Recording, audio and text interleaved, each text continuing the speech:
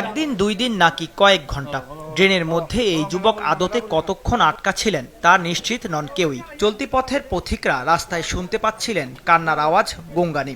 অনেকেই ভেবেছিলেন বিড়াল বা কুকুর জাতীয় কোনো প্রাণী আটকা পড়েছে আশেপাশে। তবে এই আওয়াজ যে একজন মানুষের তা জানা গেল ফায়ার সার্ভিসের কর্মীরা আসার পর। সিলেট জেলা স্টেডিয়াম সংলগ্ন সরসপুর এলাকার এই স্ল্যাব লাগানো ড্রেনে যে কোনো মানুষ আটকা পড়তে পারেন তা কল্পনাতীত ছিল এলাকার মানুষের জন্য।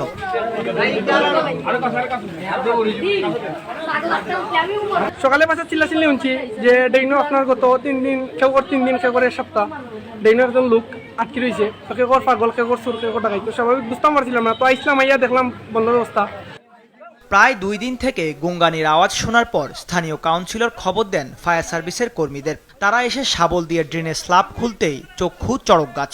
ড্রেন থেকে বেরিয়ে এলো জলজ্জন্ত একজন মানুষ। কথা বলতে না পারা মানসিক ভারসাম্যহীন এক যুবক আটকা ছিলেন এই ড্রেনে। হওয়ার পরে আমরা তাৎক্ষণিকভাবে আমাদের উদ্ধারকারী গাড়ি নিয়ে আসছি। আসার পরে দেখি ড্রেনের নিচে মানে এভাবে লম্বায় শুয়ে রয়েছে। এখন আমরা চেষ্টা করছি প্রথমে খোলার জন্য, খুব শক্তি করছে, তো পাগল কিছু করতে পারছি না। পরে আমরা আরেকটা গাড়ি আনাইয়া শাবল দিয়ে আমরা স্ল্যাব তুলছি, তুলে তাকে তারা করছি। ওরা দেখা যায় সে গ্রিল দিতে মারতেছে এবং খামড়াইতেছে। পরে আমরা তার রসিদি বাড়ি বাঁধছি, বান্ধিয়া স্থানীয় কমিশনারের সহযোগিতায় আমরা ওসমানী হাসপাতাল করে নিয়ে যাচ্ছি।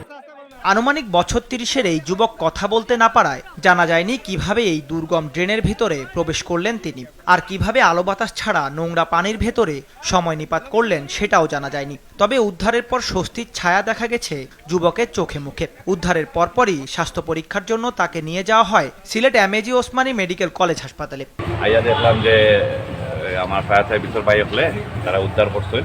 আমি পুলিশটাও খবর দিলাম যে পুলিশও কোনো আইতে পারছে না, তারা বিভিন্ন কাজে বলে অন্য আসামি দৌড়াত গেছে।